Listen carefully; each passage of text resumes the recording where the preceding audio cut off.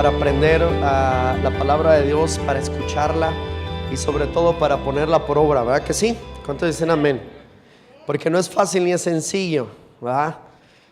Normalmente la Biblia siempre va en contra de la naturaleza del ser humano, siempre.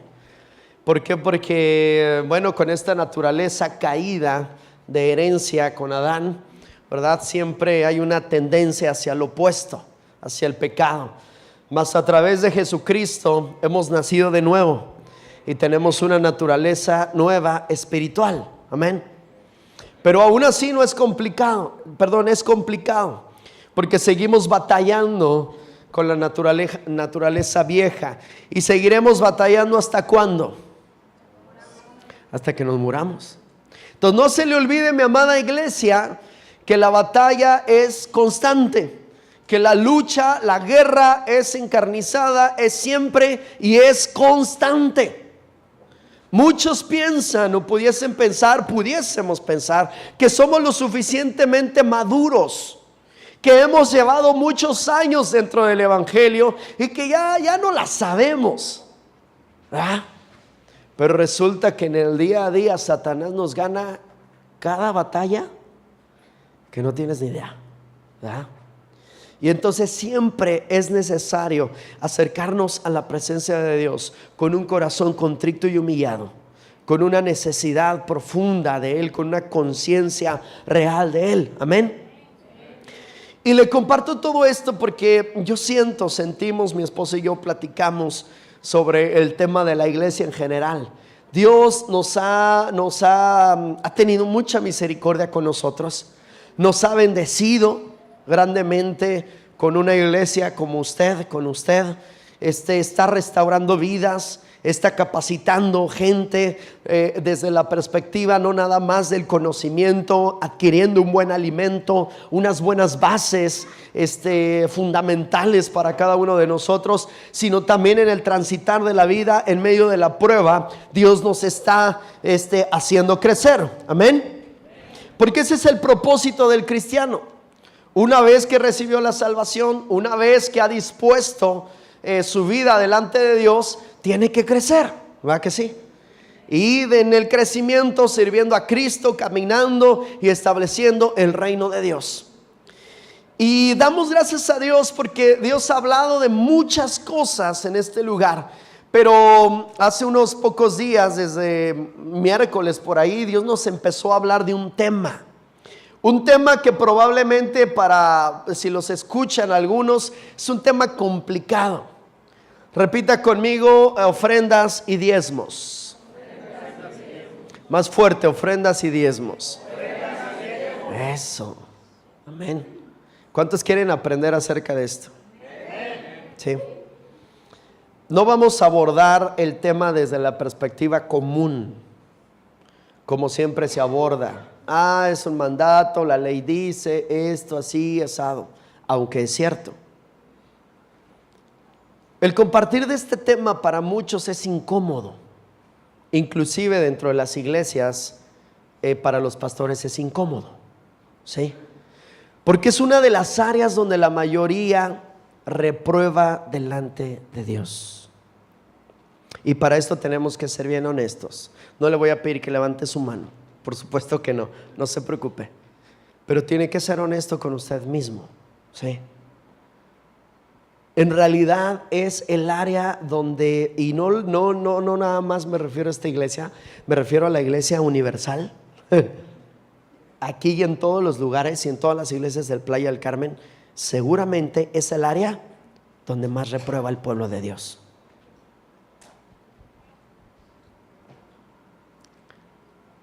Porque hablar de los bienes materiales y en particular del dinero es tan medular en la vida de un ser humano, tan medular, que este tema se convierte muy apegado a lo espiritual. De hecho, está ligado a lo espiritual. Y si yo preguntara de aquí, de los que estamos aquí, ¿cuántos tienen la economía resuelta? Probablemente ninguno levantaría la mano. Sí. Y el problema es ese justamente. Ahí es donde radica la situación. Que siempre estamos pendientes de lo económico, de lo material, de lo del dinero. Ya no nada más por avaricia o por un deseo carnal. En realidad no. Es por una necesidad. Algo que está inmerso, que está pegado a la vida de una persona, donde está sujeta a lo que es materia, a un mundo. Tengo que trabajar, tengo que comer, tengo que vestir, tengo que calzar, tengo que darle a mi familia. Tengo cuán innumerables cosas, ¿verdad que sí? Pero yo lo quiero llevar a algo, iglesia, porque si este tema el pueblo de Dios no lo resuelve, ¿va? Delante de la presencia de Dios, su economía, aún su ministerio, cualquier área de su vida, siempre va a estar topada. Y no puede pasar más y más y más, no puede subir. Y es un tema que yo analizaba con mi esposa y meditábamos y decíamos: una iglesia sana es aquella que en su economía adora y honra a Dios. Una iglesia sana. Hay muchas iglesias enfermas, ¿sí?, en esta área. Y a los pastores no nos gusta predicar mucho de esto, y menos a mí. Aunque Dios me jala la oreja. ¿Sabe por qué? Porque si yo no enseño estos principios, si yo no le enseño lo que la palabra de Dios dice, yo estoy prácticamente hipotecando su economía. No le estoy dando la libertad de escoger delante de Dios el obedecer o el no obedecer. Amén. ¿Cuántos están listos para escuchar este tema? Amén. Sobre todo para obedecer.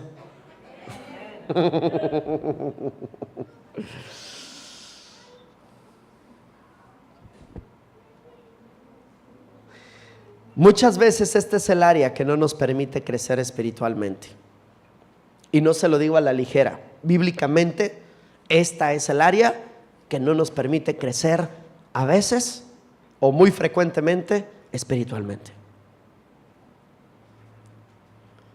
Esta área, fíjese nada más, a veces determina nuestras decisiones. Y le digo a veces por verme muy benevolente. En realidad tendría que cambiar la frase. Tendría que decirle: siempre determina tus decisiones lo económico. Las personas andan buscando, por ejemplo, si vinieron a playa o a algún otro lugar y la economía no se les da, lo primero en que piensan que es en orar, en clamar a Dios, en decirle: Señor, ¿cuándo, cómo, por qué no funciona esto? No, ¿saben qué piensa? Vámonos a otro lugar, porque el enfoque es incorrecto, ¿sí? Y justamente es eso. La economía, el dinero, lo material no nos permite crecer espiritualmente. Determina nuestras decisiones. También a veces determina nuestro estado de ánimo. Y tengo que quitarle el a veces. Determina siempre nuestro estado de ánimo. Determina nuestra paz. Y así andamos como pueblo de Dios. Cuando tenemos evidentemente la cartera llena, no hombre, gloria a Dios, qué bendición. No, como Dios me bendice. Tenemos un Dios bueno, hermoso, maravilloso. ¿Cuántos dicen aleluya? Y el pueblo dice aleluya, ¿verdad? Pero cuando tenemos la cartera vacía, el vientre vacío, y cuando estamos padeciendo, nuestro estado de ánimo cambia. Y entonces pregúntese, analice, ¿verdad que el dinero o la economía o lo material a veces topa nuestra vida espiritual? ¿Verdad que no se lo digo a la ligera? En realidad esto ocurre. A veces las personas andan con una cara hasta el piso. Buenos días, ¿qué tienen de buenos? Pues sí, ay Dios. ¿Por qué? Porque no hay dinero. Se sienten presionados, se sienten agobiados, y las deudas. Y luego, como no somos buenos mayordomos, nos encanta comprar y comprar y comprar, y a meses sin intereses sacamos la cuenta con la calculadora, 200 pesos al mes.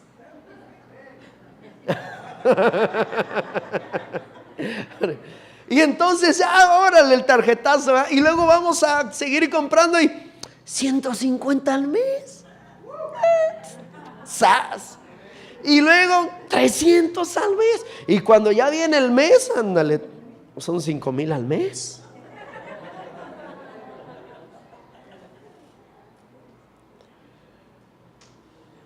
Y entonces nuestra economía, por la mala mayordomía que tenemos, no sabemos administrar, ¿verdad? Porque pensamos que las tarjetas son efectivo. Y no, la tarjeta no es efectivo. La tarjeta es crédito. Crédito. Es decir, tú de lo que tú ganas, esta es una cantidad, y de ahí tienes que hacer cuentas de cuánto es tu gasto y cuánto es lo que te sobra. ¿Te sobra? ¿Ya? Y entonces, pero si le pasamos la tarjeta, ¿no? Y luego nos vemos envueltos en problemas. Y entonces llega el momento en que la aflicción está tan fuerte, o hay alguna necesidad física, ¿verdad? También en nosotros nos enfermamos, vamos al doctor, pagamos aquí, pagamos allá, si no importa. Y luego la deuda, y entonces el ser humano se empieza a agobiar, no encuentra la puerta, no encuentra la salida, y entonces el estado de ánimo hasta el piso, las decisiones se empiezan a cambiar. No, hombre, ya que le vas a hablar al hermano de servicio si no está viendo mi situación como estoy. ¿Ya? Y entonces tu vida espiritual completamente empieza a amarrarse. No puedes crecer. No puedes crecer. Empiezan a ver los pleitos en casa, ¿verdad? La esposa, el esposo, el gasto, el dinero, los útiles, y que la familia extendida, y que necesita, y que le doy a mi mamá, que le doy a mi papá, y todas esas cositas que son parte de la bendición de Dios, ¿verdad? Y entonces empiezo a pedir prestado y cosas por el estilo. Creo que quiere entrar el perrito. Ok. Ahí está, muy bien. Y entonces, en medio de toda esta decisión, estas situaciones, este contexto, ¿sabe lo que ocurre? Empezamos con problemas. No quiero hacer lo que levante usted su mano. No. Pero ¿cuántos han pasado por esta etapa de la vida? Yo creo que todos. ¿Verdad que sí? No sé si actualmente usted esté pasando una situación así. Y entonces viene aquí un problema, porque dice: no, pastor, pues ¿cómo voy a diezmar? ¿Cómo voy a ofrendar? E invierte usted el valor del dinero y el propósito del dinero, para lo cual Dios no lo da. Y entonces su vida está completamente ahí, estática, hasta que no sea resuelto primero en el corazón. No puede ser resuelto en lo demás. Jamás. Sí.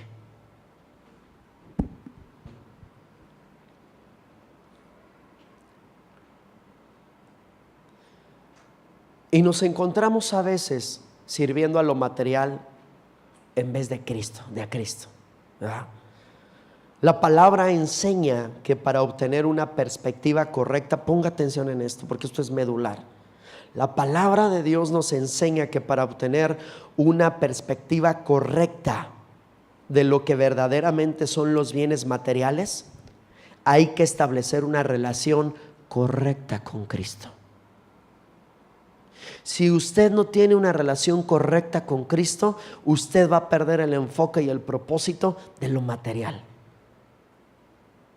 Sí. Desde la perspectiva escritural, desde el nuevo nacimiento, Dios viene a restaurar nuestros móviles, nuestros objetivos, nuestros pensamientos en todas las áreas de nuestra vida: en la familia, en el trabajo, ¿verdad? En la casa, en mi vida espiritual, en mi cuerpo y en lo material también. Desde el nuevo nacimiento, la regeneración y todo ese proceso de crecimiento y de santificación que trae una revolución de cambios a su vida, Dios, Cristo, tiene que afectar todas las áreas de su vida. Y si usted hasta ahorita lleva años en el evangelio y esta área no la ha resuelto delante de Dios,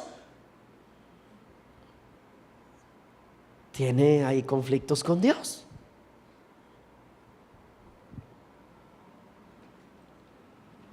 El evangelio de Mateo, capítulo 6, versículo 33, si quiere no lo busque, se lo leo. Usted se sabe el pasaje, es más, sí, busquémoslo. Mateo capítulo 6, versículo 33.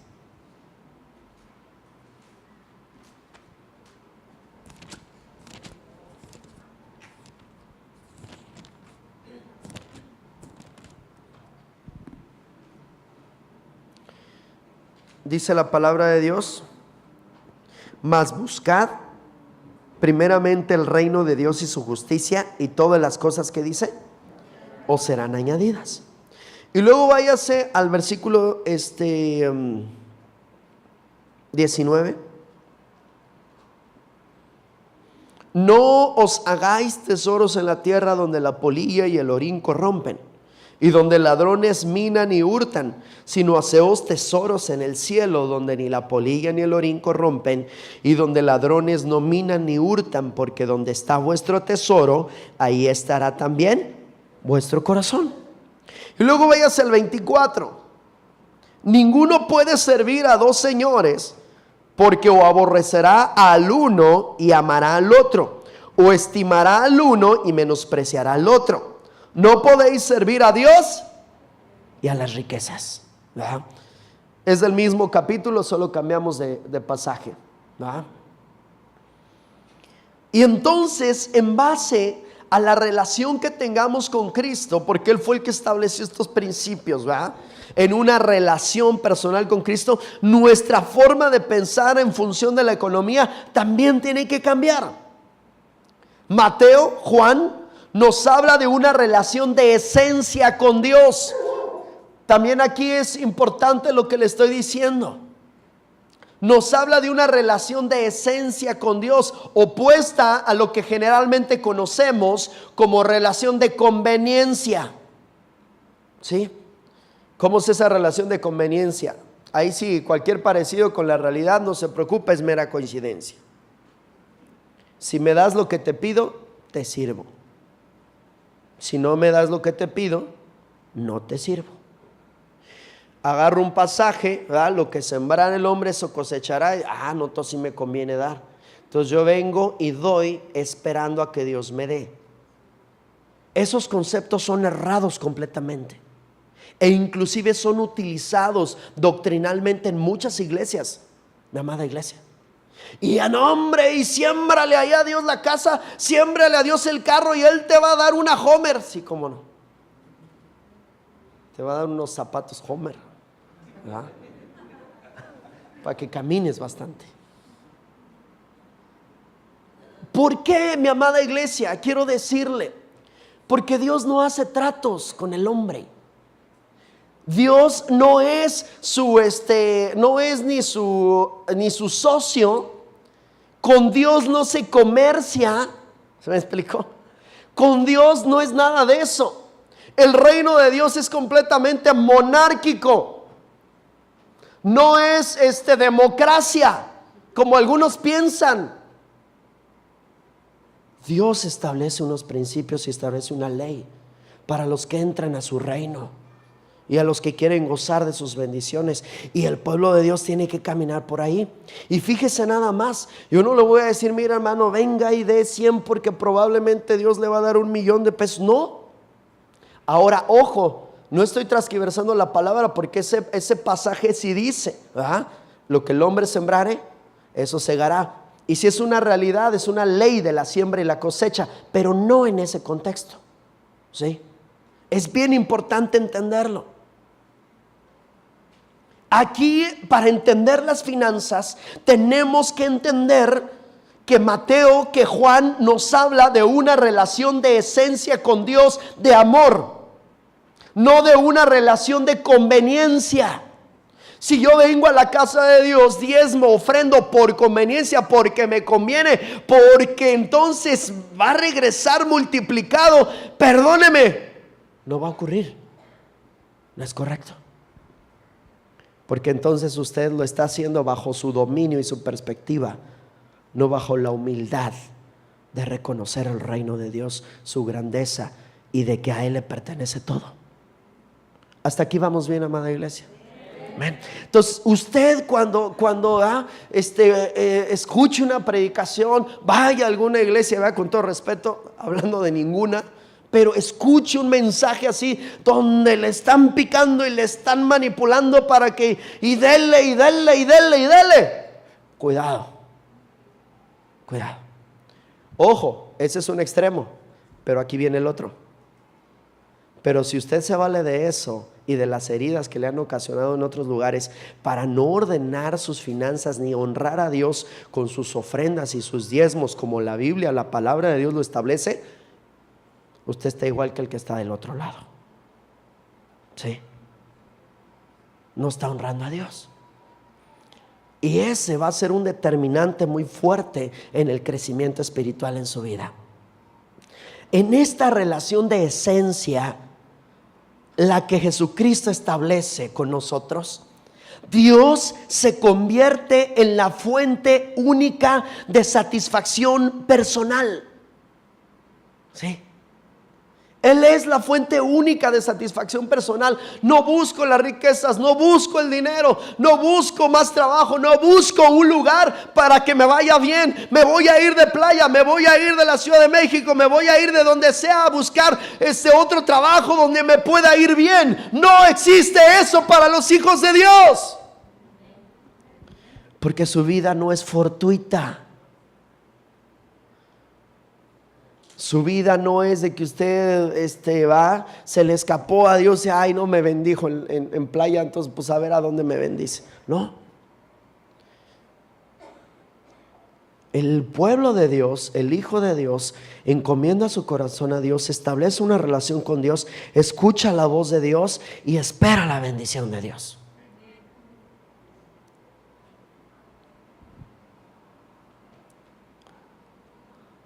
Y esta relación tan íntima y tan poderosa se torna en un estado físico, mental, emocional, espiritual y de dependencia en lo económico, o dependencia en total de Dios, nuestra vida.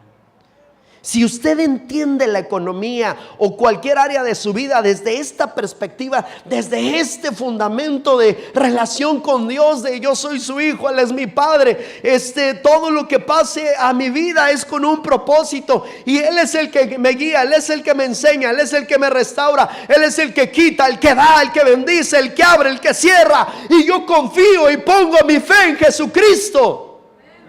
Usted crecerá espiritualmente. Pero si no,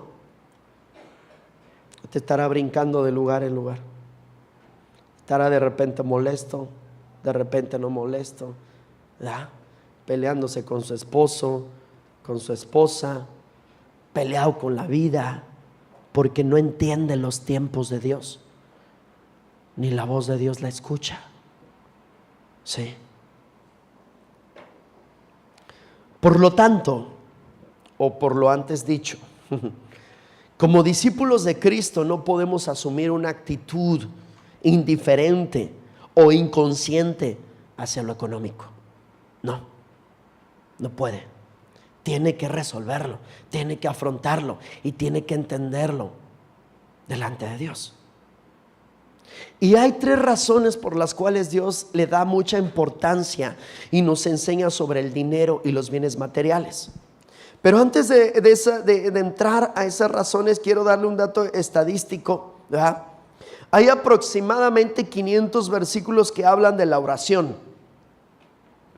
Poco menos también que hablan de la fe, 500. Pero hay más de 2,350 versículos que hablan sobre cómo manejar el dinero y las posesiones materiales, y cómo Jesucristo habló de ellas. La pregunta es, yo me hacía esta pregunta: ¿por qué, Señor? Y no me malinterprete. Lo que estoy tratándole de decir es que si usted logra resolver su economía y logra poner su confianza total en Jesucristo, su vida va a ser hermosa, su ministerio, sus emociones, sus decisiones, su paz, nadie se la podrá quitar. Sí. Primera razón, porque el dinero es una de las partes centrales de la vida del ser humano, ya lo dijimos. El dinero afecta de manera positiva o negativa al ser humano, desde que nace hasta que muere. Y si no, obviamente la palabra de Dios no hubiera abordado tanto estos temas, evidentemente Jesucristo o Dios no hubiera sido realista, ¿va? Porque estando sujeto en un mundo material completamente, ejercido por un mundo espiritual, usted y yo pues no podríamos tomar las decisiones correctas, ni saber qué hacer, ni cómo comer, ni nada de eso, ¿va? Ni entenderlo. Pero la palabra de Dios es hermosa y ella sabe, Dios sabe cuáles son nuestras necesidades. La segunda razón, el dinero es una prueba de ácido para el ser humano que afecta su carácter. Cuando usted va, no sé, a algún empeño o a comprar oro o algo por el estilo y le quieren probar que es oro, ¿qué es lo que hacen? Agarran un gotero y no sé qué sustancia sea ácido y se lo ponen ahí. Y si no lo quema, si es oro, es bueno. ¿Verdad? Y si lo quema, no, ¿qué pasó? Me dieron gato por liebre, ¿verdad? A veces las pruebas de la vida, Dios nos deja caer una gotita, ¿verdad?, de falta de economía, para probar si usted es hijo de Dios o no, para probar si usted confía en Dios o no. ¿Sí? Y entonces esto es una prueba absoluta que siempre va a afectar su carácter, que va a demostrar realmente usted quién es en la prueba. Porque cuando no hay pruebas es bien fácil decir, no hombre, yo soy esta persona. Pero cuando hay pruebas, cuando hay problemas, cuando hay discusiones, el verdadero carácter surge. Y 3, el dinero solo puede ser usado para 2 fines. Aprenda esto, iglesia. El dinero solo puede ser usado para 2 fines: para el bien o para el mal. Es decir, ¿agrada a Dios o no agrada a Dios? Así de sencillo. ¿Sí? Puede ser usado para ser de bendición o de maldición. Y esto aplica en todas las áreas. En las iglesias, pastores, congregantes, padres de familia, hijos, gobiernos. Ni hablemos del gobierno, ¿va? En relación a la economía. Y todo esto.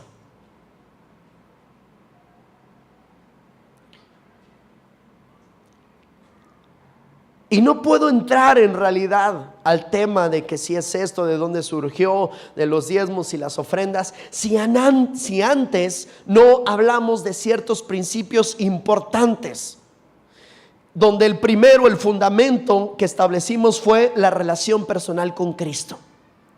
El siguiente principio, fundamento que usted y yo tenemos que aprender es que Dios es el dueño de todo.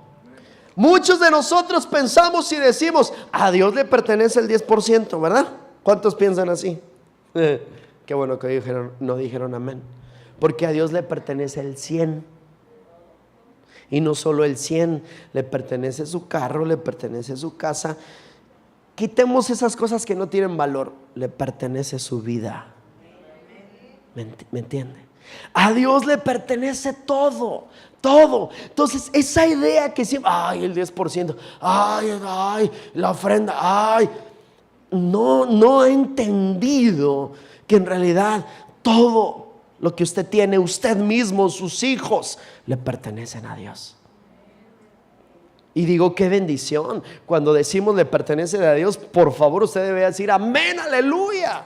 ¿Sabe por qué? Porque imagínese que le pertenece al diablo. Si no, ¿verdad?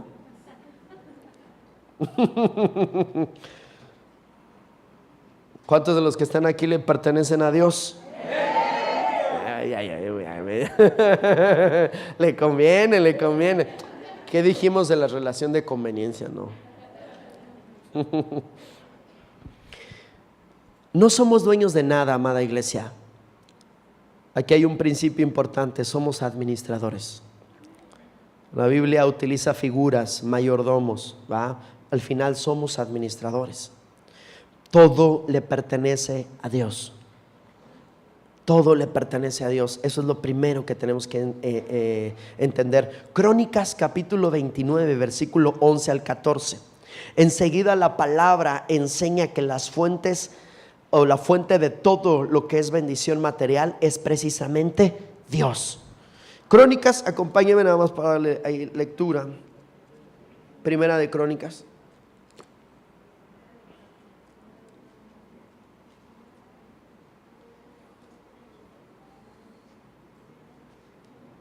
Primera de Crónicas capítulo 29, versículo 11 al 14.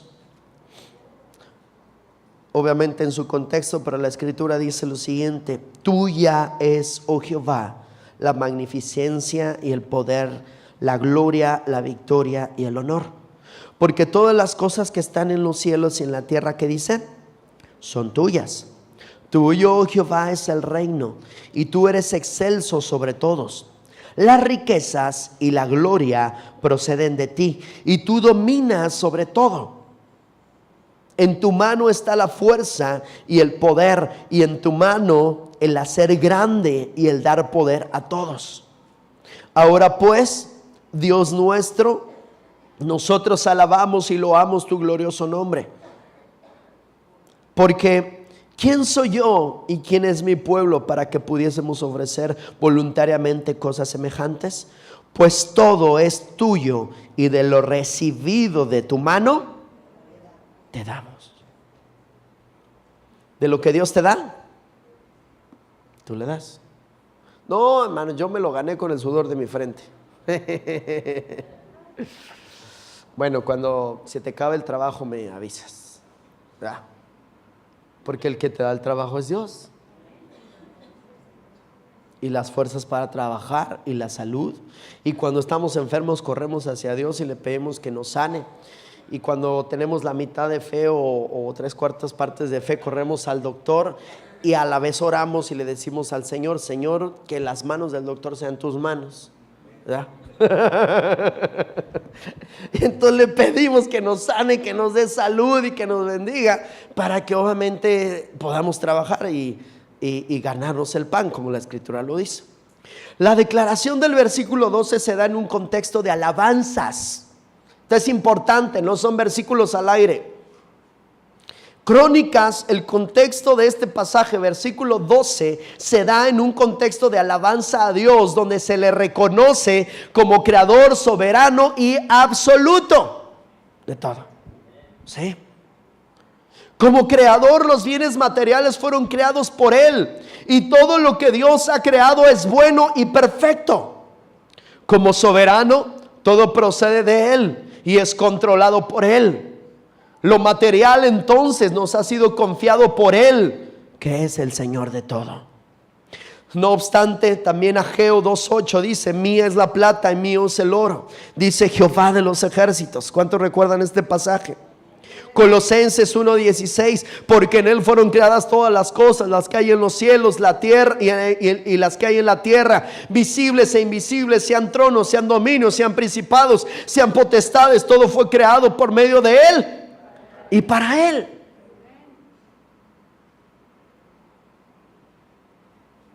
Entonces, en realidad a Dios no le pertenece el 10%, le pertenece el 100%. El asunto es que no debemos pensar cuánto de mi dinero, cuánto de mi tiempo, cuánto de mi amor le pertenece a Dios. Todo le pertenece a Dios. Amén. Ese es el segundo principio, ¿va? El primero, establecer una relación personal esencialmente de amor con Dios, no de conveniencia. Segundo principio que dijimos: todo le pertenece a Dios. Tercer principio, repita usted conmigo: además de que le pertenece, Él lo controla todo. Él lo controla. Sí. No, hombre, me quedé sin trabajo. Dios lo permitió. No, hombre, es que Satanás me atacó, hermano. Hubo una batalla tremenda que libré. Y yo clamaba a Dios. Pero Satanás y Satanás y Satanás. Yo sé que Satanás ataca. Yo sé que evidentemente hay ataques de Satanás. Pero yo siempre jalo a las personas y las enfoco en Dios. Yo le digo, si Satanás le vino a atacar su economía, su vida, es porque Dios se lo permitió. Entonces usted no se enfoque tanto en Satanás, nada más reprenda lo que se vaya. Usted enfóquese en Dios, ¿sí? Porque a veces le damos más crédito a Satanás que a Dios. Y también ese es un serio problema. No, hombre, cuando hay un ataque de Satanás, ¡ay! Como hablamos de Satanás, ¡ay, Satanás! Pero cuando hablamos de fe, de confiar en Él, de esperar en Él, de esperar su sanidad, de esperar su provisión, de esperar lo que Dios nos da, ahí nos cuesta trabajo.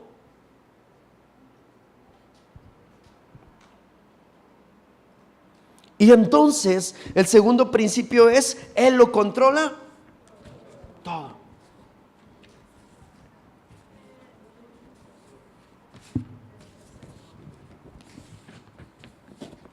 Él lo controla todo.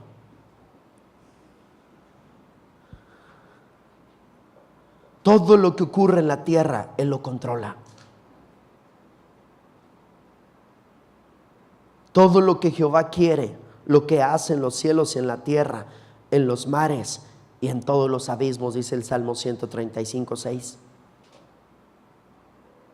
El rey Nabucodonosor en Daniel 4:34 al 35 dijo: mas al fin del tiempo yo, Nabucodonosor, alcé mis ojos al cielo y mi razón me fue devuelta, y bendije al Altísimo y alabé y glorifiqué al que vive para siempre, cuyo dominio es sempiterno y su reino por todas las edades. Todos los habitantes de la tierra son considerados como nada, y Él hace según su voluntad en el ejército del cielo y en los habitantes de la tierra, y no hay quien detenga su mano y le diga: ¿qué haces? ¿Quién le podrá decir a Dios algo?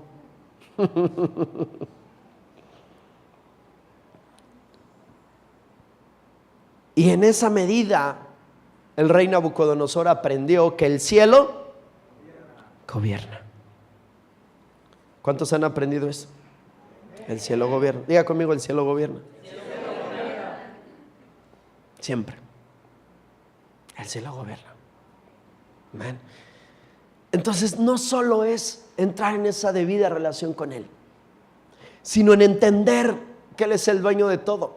Ahora tengo que entender que además Él lo controla todo.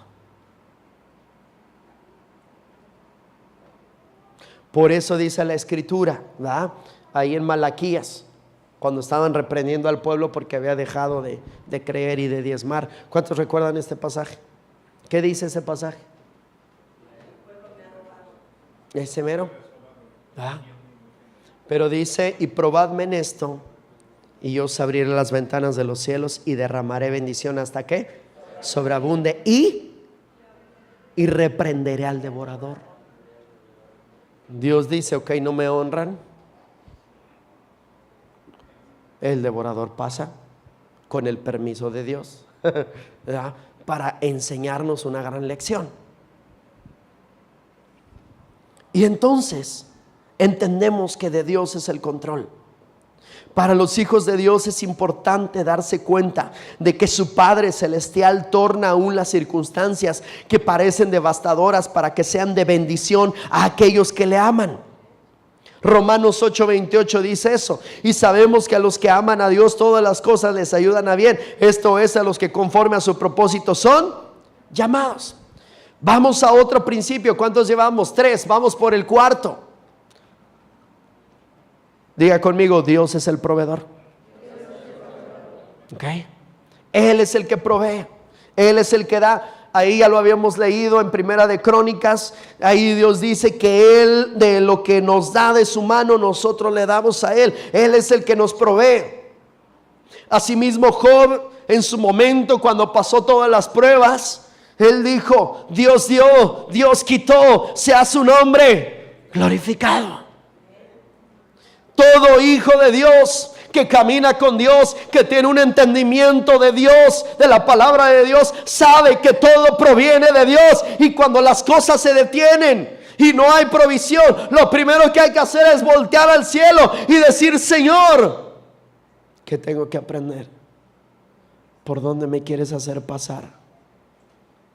Esa es la diferencia de usted, hijo de Dios, a alguien que no es hijo de Dios, que no pertenece al pueblo de Dios, que no está bajo pacto. Que usted y yo, nada de lo que ocurre está fuera del alcance de Dios. Siempre tenemos que voltear a ver a Dios, no a voltear a ver a nadie más. Él es el proveedor. Él promete satisfacer nuestras necesidades. Él dijo: mas buscad primeramente el reino de Dios y su justicia, y todas estas cosas vendrán por añadidura. Comida, vestimenta, lo que usted necesite. Amén. En Génesis capítulo 22 versículo 14, uno de los nombres de Dios esencialmente, es decir, está en su esencia de lo que Él es, se llama Jehová Jireh. ¿Qué quiere decir? Él provee, Él proveerá. Entonces entendamos también ese principio. Dios provee. Dios provee. Él va a proveer para lo que yo necesito.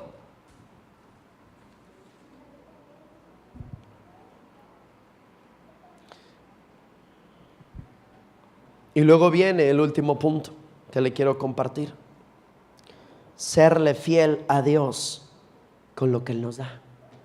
¿Sí? ¿Cuántos fieles hay aquí? No me conteste. Y no me conteste, porque aquí voy a abrir un paréntesis. ¿Cuántos están listos para escuchar ese paréntesis? Medio duro. Tenemos un tesorero, una tesorera en la iglesia que obviamente hace las cuentas, manda un reporte y todo eso.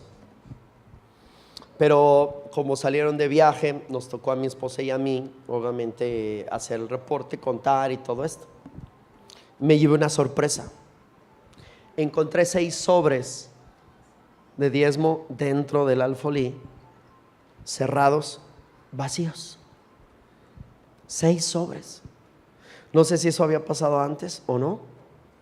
Y lo curioso es que no es de que se hayan caído en uno, sino en ambos. Entonces yo dije: ¿cuál es la idea o la intención de venir y echar un sobre vacío?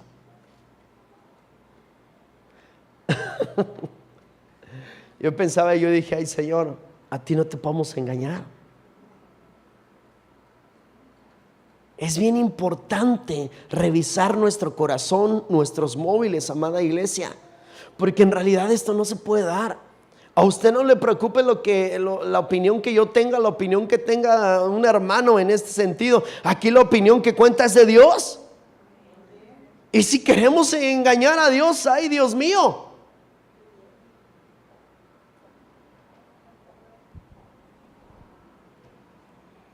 Se me hizo pensar.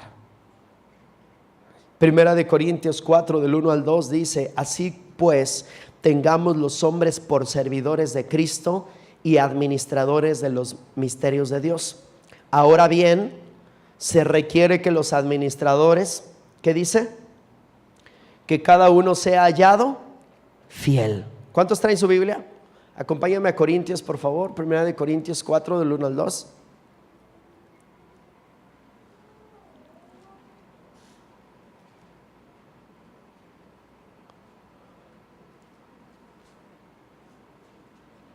Ahí lo tenemos ya. Así pues, ténganos los hombres por servidores de Cristo, palabras de Pablo, y administradores de los misterios de Dios. Ahora bien, se requiere que los administradores, ¿qué dice? Que cada uno sea hallado fiel. Lucas capítulo 16 versículo 11. Pues si en las riquezas injustas no fuisteis fieles, ¿quién os confiará lo verdadero? Y si en lo ajeno no fuiste fieles, ¿quién nos dará lo que es vuestro? La escritura exige al pueblo de Dios una fidelidad. Pero no es solo una fidelidad en el acto litúrgico, sino es una fidelidad en el corazón, manteniendo estos principios que acabamos de compartir, que acabamos de enseñar, desde esa perspectiva consciente y en el corazón de la honra que yo le debo a Dios. Porque dice la Escritura que Él bendice al dador alegre. No bendice, ay, tengo que ofrendar, ay, tengo que diezmar, ay, bueno, ahí está. No es así. La honra va en función de la actitud, en el pensamiento, reconociendo quién es Dios, quién es el que le está sustentando, quién es el que le está bendiciendo, quién es el que determina sobre su vida.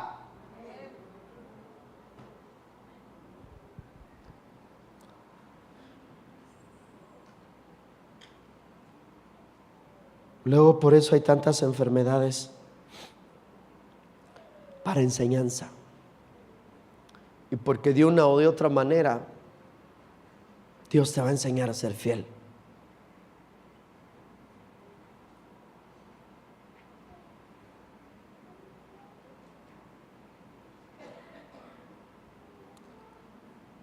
Y quiero culminar con lo siguiente. Yo les aviso cuando termine, me faltan como 10 minutos.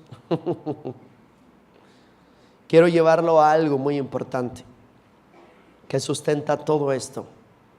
Porque muchos piensan que los diezmos y las ofrendas se establecieron en la ley. Y no es así. Ahí se confirmaron.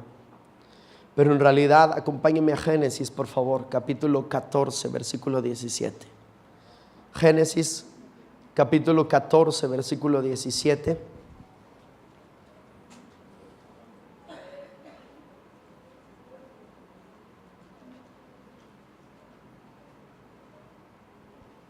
¿Ya estamos ahí? Dice la Escritura, en el tiempo de Abraham, un tiempo donde no estaba la ley todavía, no existía, todavía el pueblo de Israel no se conformaba como tal, ¿verdad? Y donde era un tiempo patriarcal. Génesis 14, 17 dice, cuando volvía de la derrota de que Kedorlaomer y de los reyes que con él estaban, salió el rey de Sodoma a recibirlo al valle de Sabe, que es el valle del rey. Entonces Melquisedec, rey de Salem y sacerdote del Dios Altísimo, sacó pan y vino y le bendijo diciendo, bendito sea Abraham del Dios Altísimo, creador de los cielos y de la tierra, y bendito sea el Dios Altísimo que entregó tus enemigos en tu mano. Y le dio a Abraham los diezmos de todo. Entonces el rey de Sodoma dijo a Abraham, dame las personas y toma para ti los bienes. Y respondió Abraham al rey de Sodoma, he alzado mi mano a Jehová Dios Altísimo, creador de los cielos y de la tierra, que desde un hilo hasta una correa de calzado nada tomaré de todo lo que es tuyo, para que no digas yo enriquecí a Abraham, excepto solamente lo que comieron los jóvenes y parte de los varones que fueron conmigo, Aner, Escol, Mamre, los cuales tomarán su parte. Y lo que hay que destacar aquí, mi pregunta constante que siempre está delante de la presencia de Dios es, ¿quién le dijo a Abraham que tenía que darle a este rey o a este sacerdote los diezmos de todo lo que había ganado? ¿Quién le dijo? Evidentemente Dios, desde una perspectiva de relación, la relación que tenía con Dios. No era una ley en ese entonces, pero había un reconocimiento verdadero. Se cumplen, fíjese nada más, todos los principios que le acabo de enseñar. Uno, había una relación personal de Abraham correcta con Dios, hermosa. La Biblia inclusive dice que Abraham fue el amigo de Dios, ¿verdad? Su fe era tremenda. Tan es así que cuando Dios le pidió a Isaac su hijo, él no se lo rechazó. Él le agarró y se lo iba a sacrificar. Tenía una fe tremenda Abraham. Abraham reconocía que todo provenía de Dios. Abraham reconocía que Dios controlaba todo. Y Abraham reconocía y sabía que Dios era el que proveía todo. Por eso él no tuvo ningún problema con dar ese diezmo. Pero aquí hay algo importante, amada iglesia, porque ¿qué representa Melquisedec en la escritura? Eso es lo interesante, lo poderoso y lo que nos va a simbrar y nos tiene que simbrar. ¿Qué es lo que representa Melquisedec o el sacerdocio de Melquisedec? Acompáñeme a Hebreos, por favor, capítulo 7. Hebreos capítulo 7, versículo 1.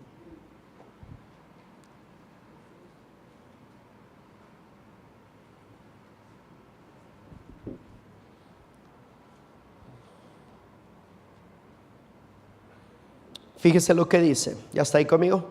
Amén.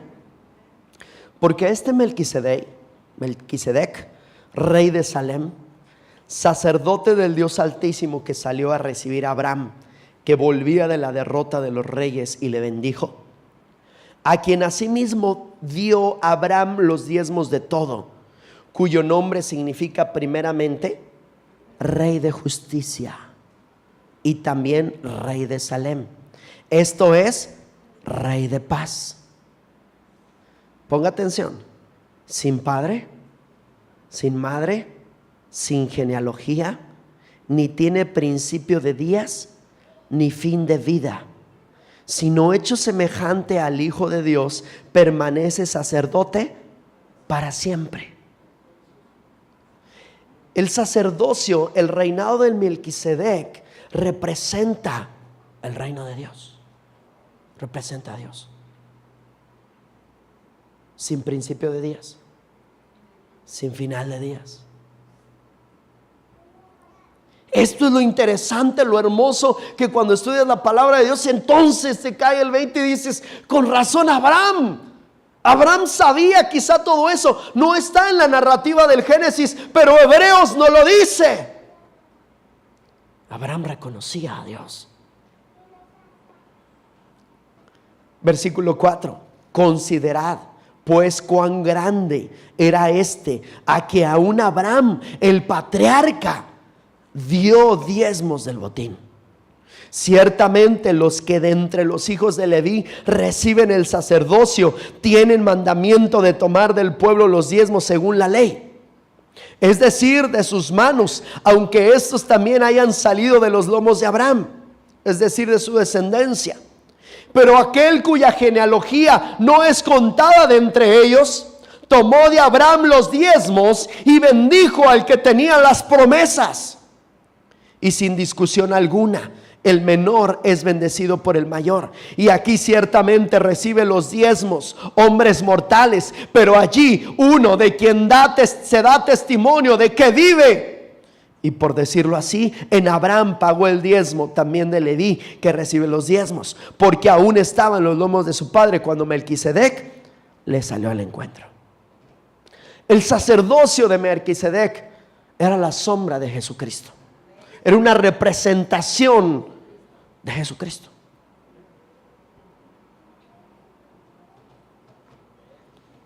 ¿Los diezmos son de la ley únicamente? ¿Las ofrendas? No. Aquel que está peleado y está en duda con eso, porque hasta eso nos encanta evidentemente debatir sobre estos temas, y si te metes al internet, basura encontrarás. Y fundamentas tus ideas en cosas que no están en la Biblia. Los diezmos, las ofrendas, las primicias se tratan del reconocimiento de Dios.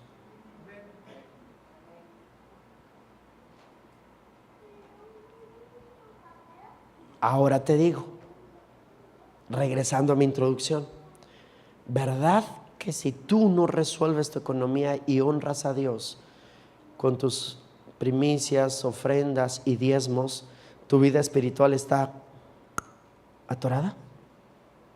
¿Por qué crees? Porque no reconoces a Dios. Donde está tu tesoro está tu corazón. No lo reconoces. Por más que vengas a la casa de Dios, yo le canto, yo le alabo, yo le brinco, sí, no, yo voy a servir, yo voy a hacer, yo voy a deshacer. Ajá.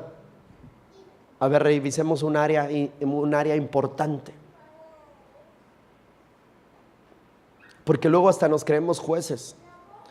No voy a diezmar, pero esto lo voy a ocupar para tal cosa, o para comprarlo, o para tal hermano que lo necesita. La escritura dice: traer los diezmos al alfolí.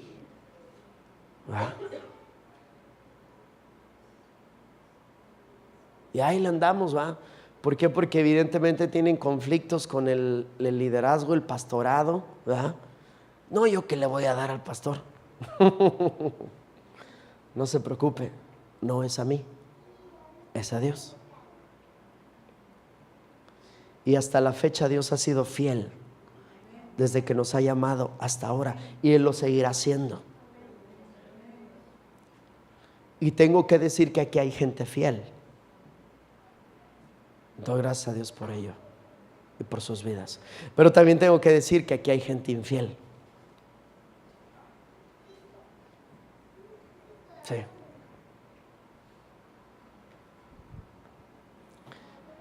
Aquellos que quieren predicar, que quieren crecer, que quieren servir en un ministerio, tenemos en realidad que ponerlos a prueba y saber cómo está el área en su corazón. Es importante.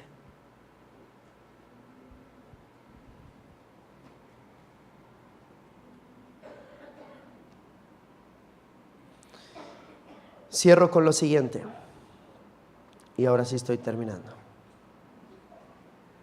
¿Quién fue Melquisedec? Melquisedec era un sacerdote del Dios Altísimo. Se dice de él que sería un sacerdote para siempre. Jesucristo. Porque no hay registro de que su sacerdocio haya tenido principio ni fin. Fue un sacerdote de Dios en Salem, traducido Jerusalén, mucho antes de que comenzara la nación de Israel y el sistema levítico. Su nombre significa Rey de Justicia y Rey de Paz. Era el sacerdote del Dios Altísimo. Reconoció a Dios como creador del cielo y de la tierra. ¿Qué más se sabe de él? Abraham simplemente le estaba mostrando el respeto que se merecía. Melquisedec era una representación del sacerdocio de Jesucristo.